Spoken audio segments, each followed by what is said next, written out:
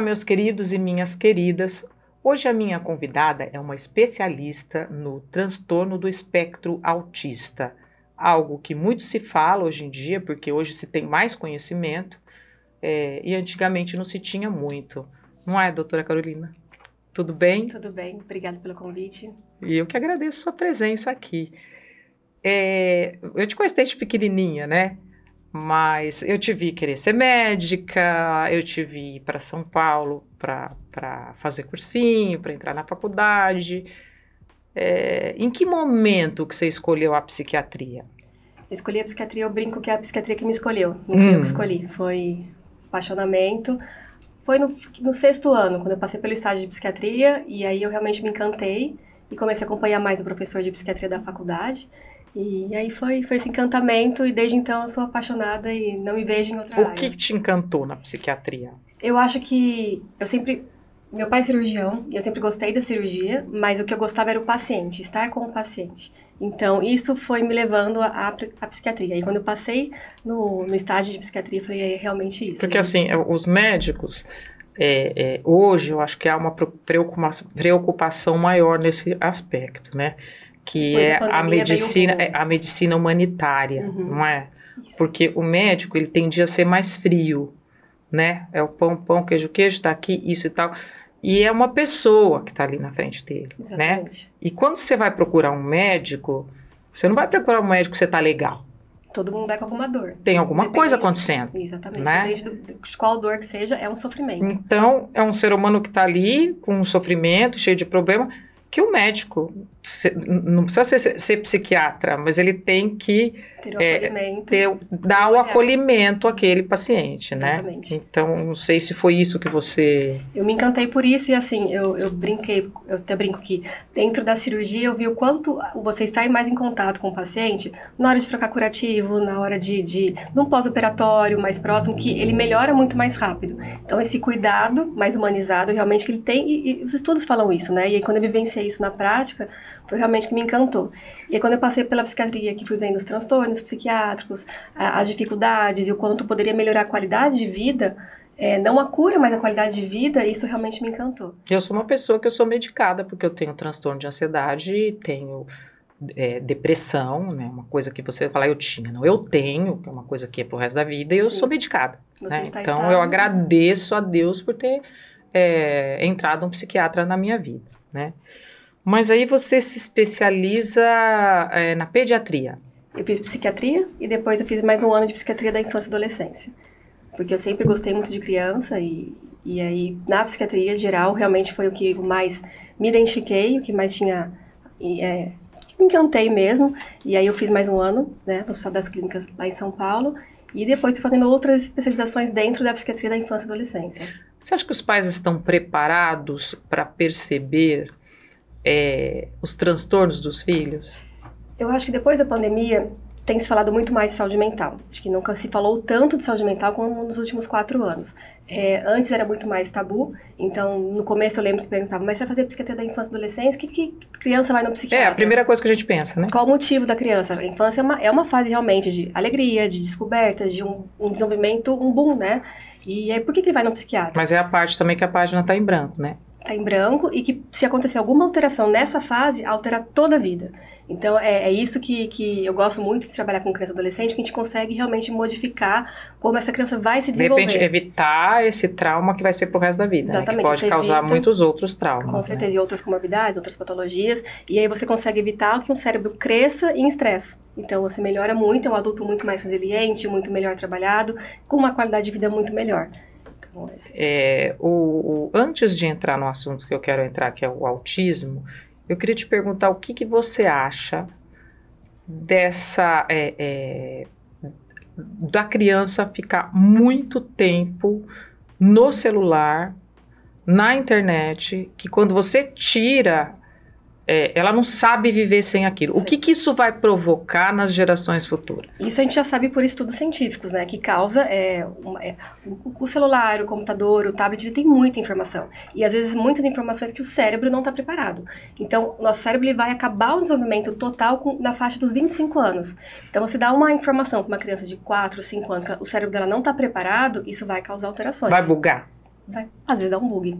Eu costumo fazer um desenho para as crianças explicando que pode causar alguns bugs, sim. Então, causa aumento de ansiedade, ele é muito imediatista, então, ou eu consigo agora, ou eu não consigo esperar de jeito nenhum. Então, as crianças são muito mais imediatistas. Você viu o que aconteceu agora? Que tirou o celular do menino, ele foi lá e mata a família inteira. Exatamente. São questões extremas, mas que assim... É extremo, não, assim, ele deve ter algum transtorno, esse menino, mas o gatilho foi o celular. Sim. Né? Então... Que não consegue vivenciar longe daquilo, né? Então, aí você deixa de desenvolver uma habilidade motora, de brincar de bola, uma habilidade social, de poder brincar com os amigos, né, na rua ou no parque, enfim, independente de onde seja. Então, é extremamente importante os pais limitarem o uso, não é? De eletrônicos. Não pode deixar, porque assim, é muito fácil para um pai e para uma mãe pegar uma criança de 2 anos quero ficar tranquilo, né? A Sociedade de Pediatria, Brasileira de Pediatria, fala que é 1 hora a partir de 3 anos, e aí tem todas as horas específicas para cada idade. A partir de 3 anos? Isso, então antes disso não. Contraindicado. Tá, 1 hora a partir de 3 anos e depois? Depois começa a aumentar meia hora por faixa etária. Assim, Até eu, se não me engano, acho que umas 4 ou 5 horas por dia. Que é uma coisa muito grande, se a gente for pensar. Grande, sim. Então, assim, se a criança fica na escola 5 horas, ela tem pouco tempo em casa, enfim, para não usar tudo isso no... Acaba ficando o tempo todo. Exatamente. Né? Então, não usa para lazer, para outras coisas, para estimular o cérebro de outras maneiras. Então, fica só naquilo. Assim, para que eu acho que atrapalha muito a comunicação, né? Com certeza. Né? Então, você vê, às vezes, grupinhos de adolescentes todos juntos, mas cada um no seu celular, falando conversando entre eles. Meu Deus. Mas não falando olho no olho, né? Mas aí, Carol, você se especializou no autismo. Isso. Né? Assim, a gente... Não é que parece assim... a impressão que dá hoje é que não havia tantos autistas, né? Eu que sou uma leiga, o que eu posso dizer sobre isso? Não é que não havia, é que não se conhecia tão bem como se conhece hoje, né? Esse transtorno. Isso. Então, a gente vê na incidência, na prevalência, que aumentou muito nos últimos anos. Então, em 2020, se falava de 1 para cada 54. Hoje, já é 1 autista para cada 36 pessoas. Então, já aumentou nos últimos anos, e isso em 2000... Aumentou ou não se diagnosticava direito? Então, exatamente isso. Por que foi esse aumento? Primeiro, o nosso manual de critérios diagnósticos, o DSM-5, ele ampliou, então, agora é o transtorno do espectro autista. Então, é o espectro, desde o grau mais leve até o grau mais grave. Antes, era muito mais fechado os critérios diagnósticos. Então, muita criança que tinha sintomas, mas ele não entrava exatamente naqueles critérios, hoje já entra porque ampliou esse espectro. E também porque teve maior conhecimento. Então, hoje, você vai num clínico geral, num pediatra, tem um maior conhecimento, as pessoas estão falando muito mais sobre isso, então procuram um atendimento. Você consegue detectar os graus mais leves, exatamente, que antigamente não... Passava, você via aquela criança com uma dificuldade, que não entrava nos critérios que estava do autismo de antes, hoje entra. Então, você consegue intervir mais cedo e melhorar a qualidade de vida dessa criança, essa independência, melhorar a autonomia dela no futuro. Então, eu não sei se tem, assim, o que eu vou te perguntar, se tem...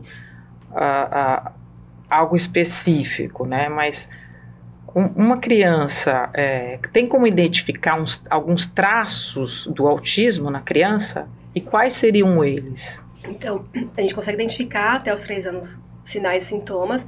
Tem estudos que falam que a gente consegue identificar até antes do 1º ano.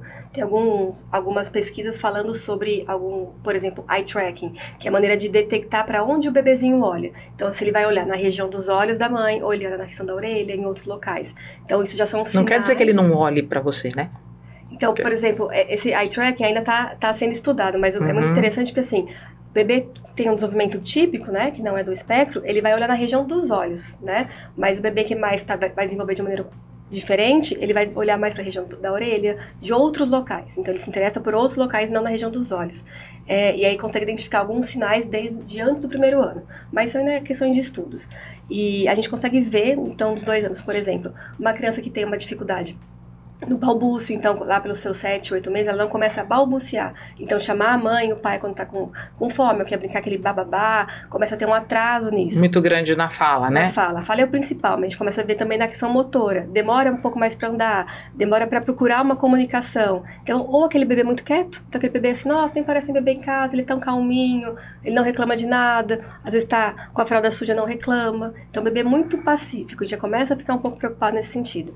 É claro que um sintoma só não dá o diagnóstico, a gente tem que avaliar todo o contexto, mas são sinais para a gente ficar atento. Aquele bebê que não estranha quando chega alguma pessoa que ele não tem o convívio, então ele vai com todo mundo, então um bebê muito bonzinho, assim. Quando ele começa a ficar maiorzinho, quais seriam O principal atraso da fala, que é o que os pais mais chamam a atenção, é uma dificuldade muito grande na socialização. Ele começa a ir para a escola e não tem interesse pelas outras crianças. Ele brinca sozinho, ele fica sempre na rodinha sozinho, ele nunca tá junto com os amigos. Eu tenho uma conhecida que o filho, ela descobriu que o filhinho dela é autista, ele deve ter uns 4 anos. Ele vai para a escola com fone de ouvido. Porque ele se incomoda com barulho. Porque ele se incomoda muito com barulho. Isso. E ele diz, eu queria que não tivesse barulho nenhum, que não tivesse nenhuma criança, que fosse só eu aqui. Exatamente. Então, a hipersensibilidade a sons. Então, alguns sons incomodam muito e outros sons você pode gritar, chamar a criança, ele não olha, porque ele não tem interesse pela voz humana, pelo som da voz humana. Outras hipersensibilidades, dificuldade de não tomar banho, lavar o cabelo, cortar as unhas, escovar os dentes, alguns movimentos repetitivos, então girar ao redor de si mesmo ou mexer as mãozinhas. E outra coisa, alterações do apetite, assim, tem seletividades alimentares, algumas texturas que ele não consegue comer. E acho que basicamente isso. Então, não tem interesse pelas crianças, brinca muito sozinho, né? E aí a gente começa a ficar atento. Tem um filho de uma prima do meu marido que ele tem a síndrome de Asperger, assim ele foi diagnosticado. Se você não combinar tudo com ele, você não consegue. Por exemplo, se você for a costureira e falar que você vai consertar 2 calças, se você levar 3, ele surta. Sim. Ele já é adulto hoje, tá? E ele passa 1 ano, 6 meses, 1 ano comendo a mesma comida, né? Criança também é assim? Também, tem uma rigidez de comportamento, né? Eles são muito fixos à rotina, então sempre a gente tem que antecipar. Então, hoje é sábado, por exemplo, a gente vai fazer diferente, não vai ter a escola, hoje é um dia de lazer, a gente vai pra casa da vovó, vai brincar, tem que sempre estar antecipando, porque realmente eles desorganizam. Causa um mal-estar muito grande, eles não conseguem, eles têm uma dificuldade maior. Só a ponto de referência. Hoje a gente não fala mais de síndrome de Asperger. Hoje é o quê? Espectro, é o transtorno do espectro um autista. dos espectros autistas. Isso, ele é o nível 1, né, que a gente fala que é o nível mais leve, mas a gente não fala mais Asperger. Mas é porque ele foi diagnosticado previamente, acaba usando, e não é errado, mas só que hoje a gente não usa mais. E essa rigidez de comportamento também é muito intensa. Quando há uma negociação, uma explicação antecipada, eles aceitam? Sim. Sim, então, tudo muito, muito bem trabalhado. Então, os pais se acostumam, né, a sempre explicar. Então, a gente vai acordar, vai arrumar mala, que a gente vai passear, a gente vai fazer isso. Explicando muito antes, é mais fácil da criança se organizar. Então, tem criança que é tão sensível que eles percebem a mudança do que o pai faz no carro. Então, ele foi no mercado, depois ele sempre no mercado ele vai para casa. Caminho, por exemplo. Caminho. O pai modificou o caminho para passar por uma farmácia no meio do caminho, por exemplo. Já realmente altera, então tem que explicar. O papai vai passar no meio do caminho, vou na farmácia e organizando a criança. Essa criança vai ter que ter sempre um acompanhamento, né? Isso depende do nível, mas sim por um longo período. Então, os níveis que a gente tem, o nível 1, 2 e 3. O nível a gente diferencia pelo quanto de suporte que ele precisa. Então, o nível 1, ele precisa de um suporte menor, nível 2 um suporte mais substancial e o nível 3 um suporte bem substancial. O 3 não consegue ter uma vida, digo assim, entre aspas, normal. Autônoma, né? Acho que a gente pode falar autônoma, isso, independente. O 3 geralmente são os não verbais, que eles têm uma dificuldade da fala e uma dificuldade da comunicação. Então, ele tem uma maior dificuldade sempre de suporte. Então, o nível 1, nível 2, a gente consegue deixar o paciente mais independente, o nível 3 com maior dificuldade. O nível 2 pode até se casar, constituir família, sim, né? Sim. Tem muitas pessoas, né, que são autistas e que a gente nem sonha que são. E muitos que foram diagnosticados pós o filho ser diagnosticado, por exemplo, então tá casado. Nem sonhava, né? Nem imaginava, tinha dificuldades, muito mais atividades sociais, então de não entender piadas, de não entender as questões sociais, aquelas brincadeirinhas que você olha, dá uma piscadinha, não entende, muito mais isolado, gosta de trabalhar mais isolado, sem muito público, sem muito som, sem muito barulho. E aí casou, conheceu a pessoa, que alguma amiga apresentou, enfim, casou, teve filhos, e depois que o filho foi diagnosticado, começou a perceber, poxa, mas se ele tem isso, eu também tenho, eu sou muito parecida, na infância eu também era assim. E aí vai investigar, acaba tendo um diagnóstico tardio, né? É verdade que eles têm, assim, uma inteligência muito grande, e quando eles focam em alguma coisa, geralmente eles são acima da média? Isso, assim, a inteligência geralmente é o nível normal, né? Então não tem a maioria é o nível normal. Alguns têm o QI elevado, sim, mas como a população geral.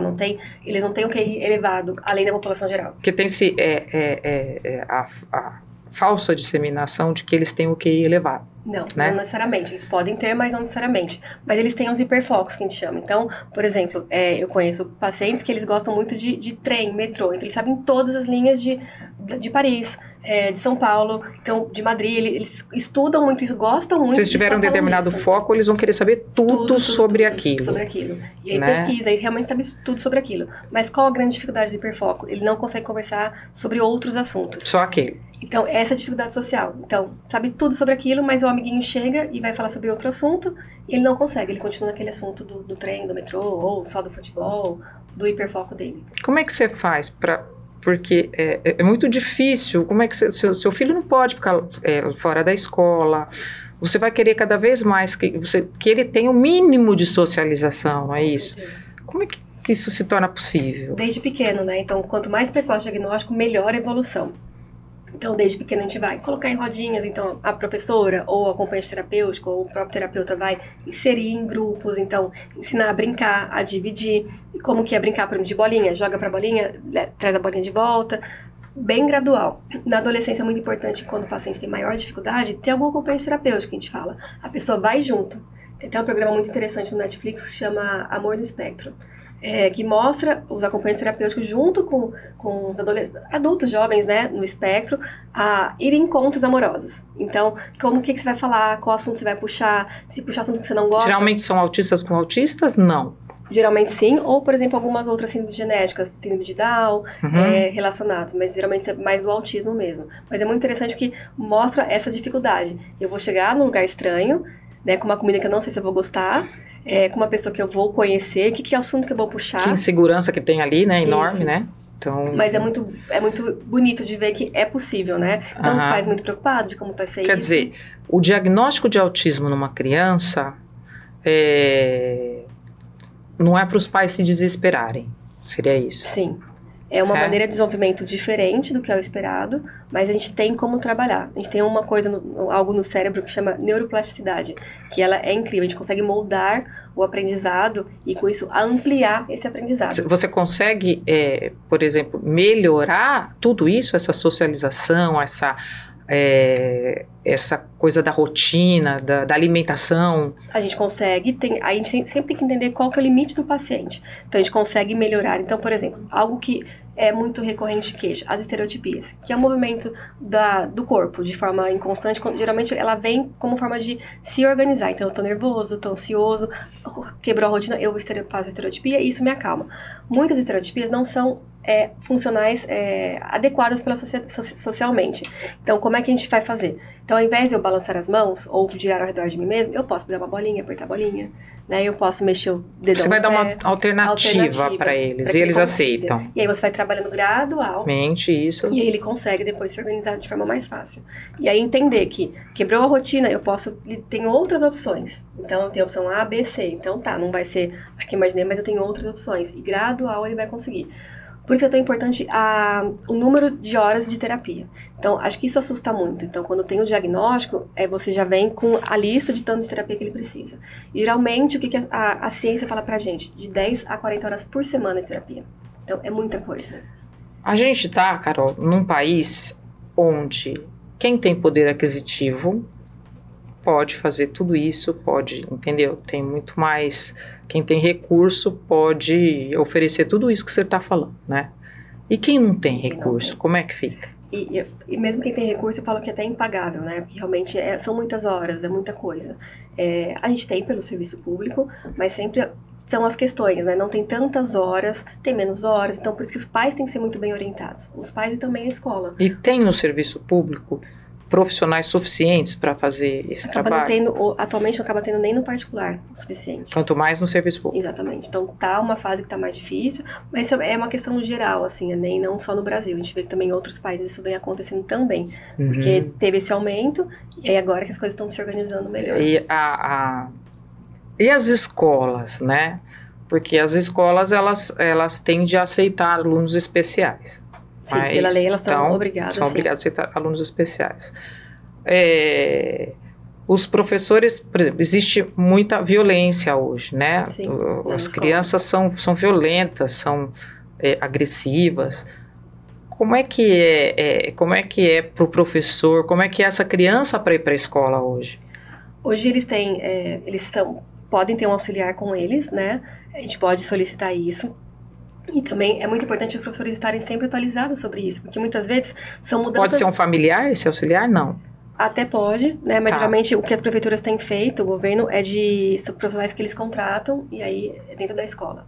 Né? Tá, então tem esse suporte. Isso, tem que ter, e muitas vezes são mudanças pequenas. Então, por exemplo, sentar um pouco mais perto da porta, sentar em um lugar mais silencioso, usar o fone o abafador de som quando necessário.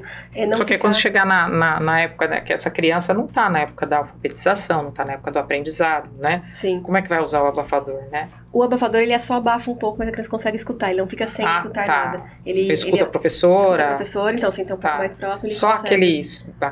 O ruído. Aquele ruído que melhora atrapalha. Bastante. Tá. Então é importante até assim, às vezes ter algum pedagogo junto, né? Então Então todas as escolas públicas têm condição de ter esse apoio. Esse apoio, sim. Então, por lei, a gente é protegido em relação a isso. As escolas particulares também, mas a gente sabe que tem uma dificuldade muito grande, porque assim, modifica a rotina da sala, então é sempre uma questão muito difícil a gente conseguir acessar. Mas quanto mais os professores estiverem informados, mais a gente consegue trabalhar em equipe. Mas e os professores? Eles estão capacitados para isso? É essa a grande questão. Eu acredito que seja essa grande dificuldade, assim, uma das grandes dificuldades. Porque parece que a gente tem que trabalhar em equipe, né? Os terapeutas, o médico, a escola, a família, para que isso caminhe melhor. Então, antes, eu falo que isso na psiquiatria de forma geral, até a luta antimanicomial, a psiquiatria ficava isolada e a sociedade do outro lado. Depois da luta antimanicomial, a psiquiatria veio para dentro da sociedade. Então, hoje, a gente tem que se adequar para algumas situações, e é o que acontece no autismo hoje. A sociedade tem que estar preparada, porque está aumentando. Então, você pensar, uma pessoa a cada 36... Não só, né, esse transtorno, mas tem muita coisa aumentando. Sim. Até pelo jeito que se vive, né? Sim. É? O Brasil hoje é o país mais ansioso, né? O nível de ansiedade... Isso eu não sabia. É muita coisa. Então, a gente tem a questão de ansiedade hoje, de forma geral, no Brasil, é muito alta. Assim... Acho que aumentou muito depressão, ansiedade, né? Depressão depois da pandemia aumentou muito, né? Muito. Teve a questão da ansiedade muito grande durante a pandemia, mas o pós-pandemia realmente foi um índice muito alto mesmo. E o Brasil, ele tá acima dos outros países com isso? Acima dos países, sim. Olha, a pessoa não sabia, não. Tem residência de psiquiatria em Araçatuba? Não, em Araçatuba não tem residência de psiquiatria. Mas você é coordenadora de alguns alunos, né? Sim, o que é? Eu sou docente do Salesiano, né? Então... Da cadeira da psiquiatria? Da psiquiatria, isso. E eu sou docente também na Santa Casa de São Paulo, então eu faço um formato online. E hoje eu sou diretora clínica do Multicentro, do Hope Connection, né, que é um multicentro de desenvolvimento infanto-juvenil, que ele tem todo o trabalho que a gente está falando para o transtorno do espectro autista, mas também de tudo para criança e adolescente. Então, é que eu estou falando, a infância é uma fase muito... é ouro, né? Então, tudo que você der de estímulo para a criança, ela vai desenvolver muito melhor. E tudo que a gente faz de ruim para essa faixa etária também, as consequências são muito grandes. Então, quanto é importante ter uma equipe preparada, bem estruturada, com uma boa orientação. Ruim, ele é mais duradouro do que o bom, né? Infelizmente. Infelizmente, sim. Ele fica ali, muito mais ali do que o bom, né? Com certeza. Por toda uma vida, se depois não for...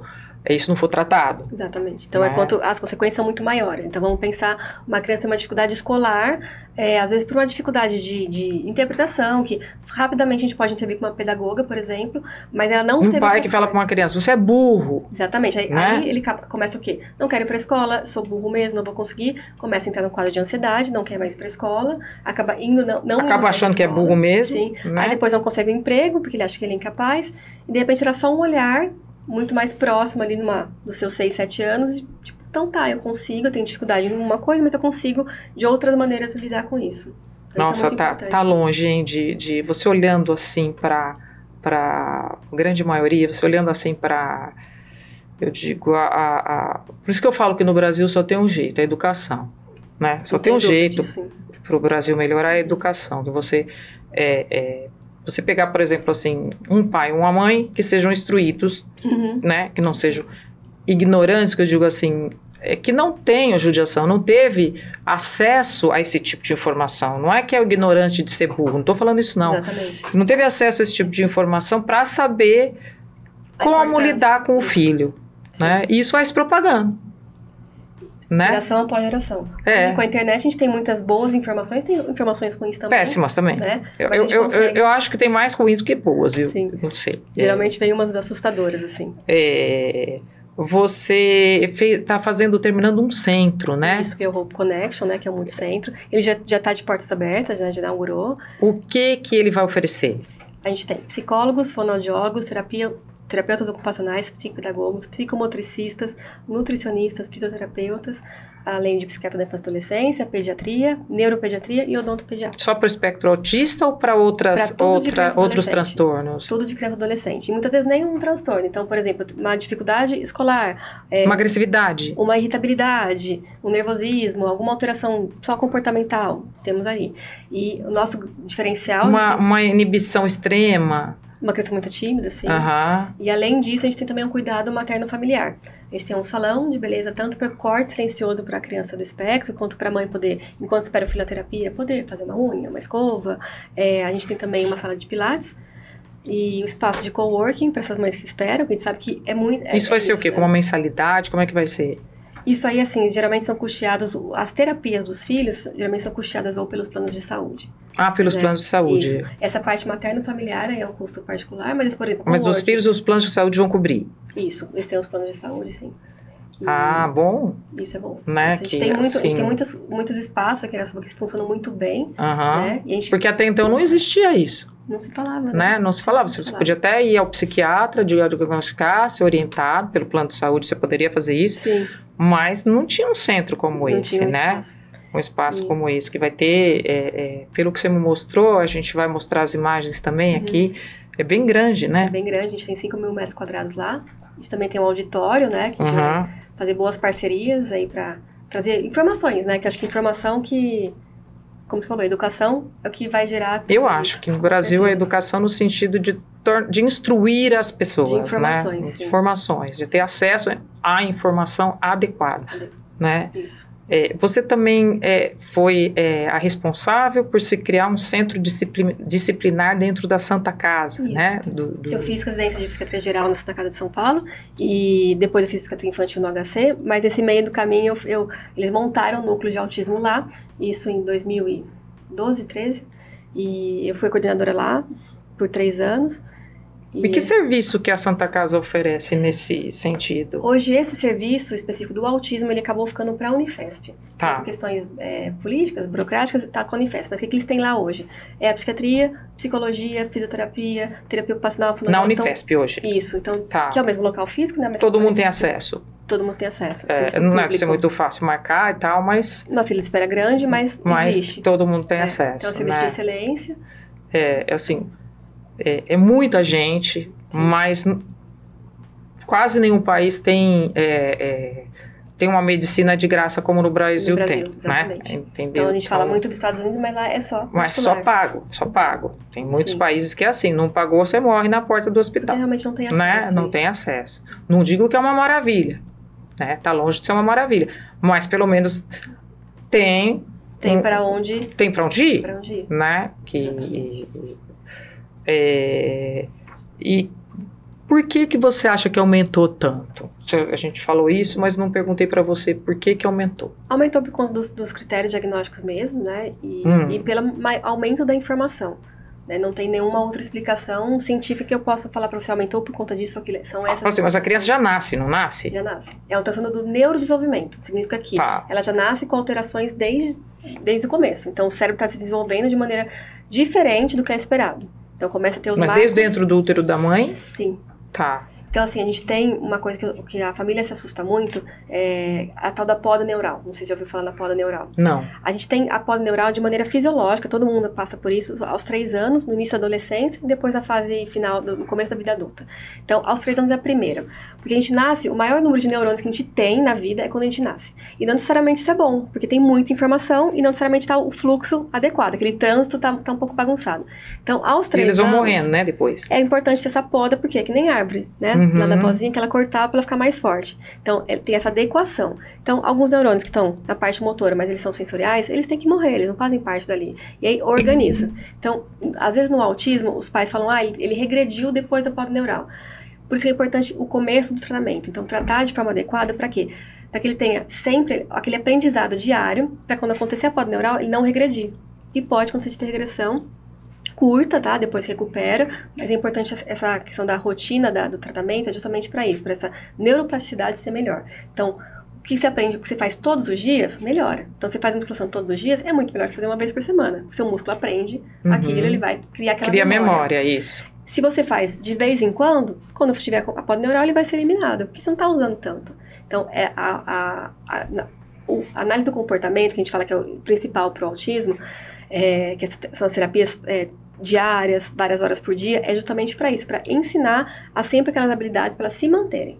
Então, você está preparado quando acontecer essa fase. Exatamente. Então, por exemplo, desde coisas simples, sentar numa cadeira, olhar no olho, pedir alguma coisa, se a criança não fala, mas ela se comunicar de forma eficaz, mesmo sem falar, ela consegue se comunicar. Então, tudo isso é ensinado nas terapias. Então, faz 5 horas de terapia por dia? É muita coisa? Sim, é muita coisa, mas é importante para essa faixa etária, é importante para isso. Como é que a criança aguenta 5 horas de terapia por dia? É muito lúdico, né? Ah, tá. É muito gostoso, então a gente tenta deixar um ambiente bem natural, então assim, brincadeiras, então a gente vê...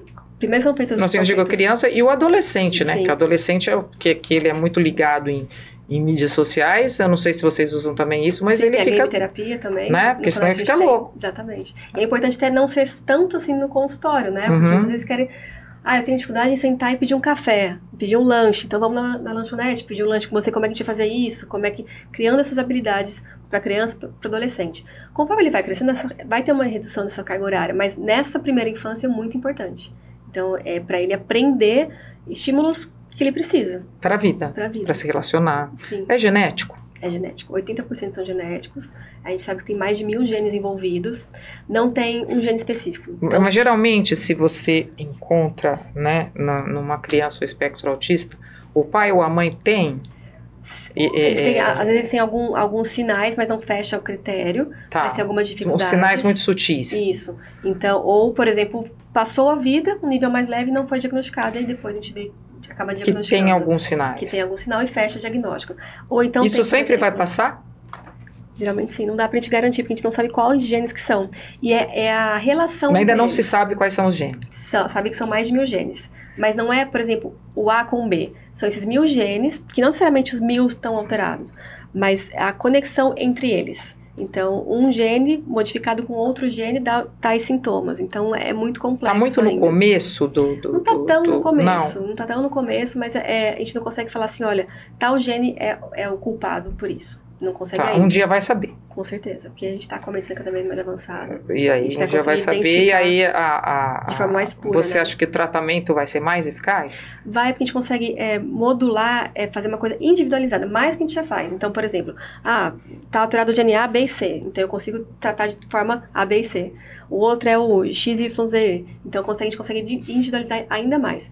Porque hoje o que a gente faz a gente aplica escalas, então a psicologia aplica escala, a terapia ocupacional também, a fonoaudiologia também, e a gente monta objetivos. Então, qual é o meu objetivo com essa criança? Então, uma criança muito inquieta, que ela não senta, ela não consegue olhar, ou ela tem uma dificuldade social muito grande. A gente monta um plano e todos os terapeutas vão trabalhar naquele plano juntos. Então, porque pode confundir com com alguma outra coisa, né? Tem tantas coisas, não tem?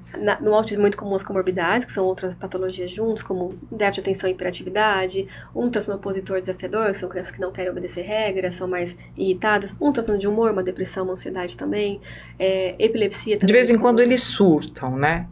Por quê isso? A gente tem que diferenciar, então... Eles geralmente têm a crise. Crise, isso. Então, a crise, porque saiu algo fora do planejado, ele não consegue lidar, alguma crise sensorial, um som muito alto, uma luz muito forte que me incomodou, ou alguma coisa que eu senti e não me fez bem, então eu tenho a crise. Estão te obrigando a fazer uma coisa que você não quer. Que você não quer, ou ele planejou de uma maneira e saiu diferente. E tem também, eu falo que tem questões de criança. A criança faz birra. Então o pai falou não pra alguma coisa, a criança joga no chão. Não, eu falo crises já de adolescentes, né? Que eu vejo assim, crise em adolescente, Sim, né? E até em adulto. Em adulto, geralmente são mais sensoriais. Essas crises mais fortes que a gente vê, alguma coisa sensorial que aconteceu que alterou realmente. Então, que estava incomodando, intestino preso, por exemplo, também é um fator de a gente já falou sobre isso, mas vamos frisar. No que os pais devem prestar atenção, por exemplo, assim, acender a luz vermelha quando eles perceberem que tipo de coisa? Atraso da linguagem, uma dificuldade muito grande em enxergar o outro, então você chama seu filho e ele não te responde. Atrasos, então, não tá andando, ainda não sentou, chega gente perto, ele não se interessa, ele não divide interesses, uma coisa muito importante. Então, a criança, quando pega um brinquedinho, geralmente ela olha pro pai e mostra. Mesmo que ela não vá lá mostrar, mas ela faz né, acaba apontando pros pais. A criança não tem essa divisão. Brincar com algumas coisas que não são brinquedos, tem isso também, né? Eles brincam de forma que a gente chama que é não funcional. Então, pega o carrinho e roda a rodinha, olha de ponta cabeça, lambe, é muito como cheirar, eles pegam as coisas e cheiram. Então, começou a brincar de forma não funcional, também é um sinal de alerta. A questão social e a questão também sensorial, que é a dificuldade do toque, de sentir algumas texturas. Então, criança que não suporta algumas texturas de roupa. Andar na ponta do pé, parece também, né? Também é um dos sintomas, tá? Nem sempre a criança que anda na ponta do pé é autista, mas é um dos sintomas também, né? Entra na parte sensorial. E na questão de alimentação? A alimentação é mais seletiva, então a criança realmente fica nauseada se ela sentir alguma textura, geralmente são grãos, ou macarrão, ou molho. Então, desde que a gente começa a introduzir a papinha, já começa a perceber algumas coisas.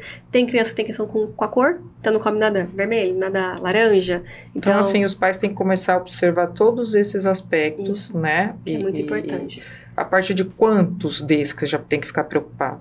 Pelo menos uns 3. O que eu costumo falar nem sempre um sintoma isolado não é nada. Você acabou de falar, não é porque a criança está na ponta do pé que ela é autista, mas isso. Esse é um dos sintomas. Dos sintomas. Né? Então, uma criança mais tímida, que tem dificuldade em ficar com os amigos, investigar se é uma timidez ou se realmente ela não tem interesse, ela tem uma dificuldade em entender aquele social, então ela fica mais na dela.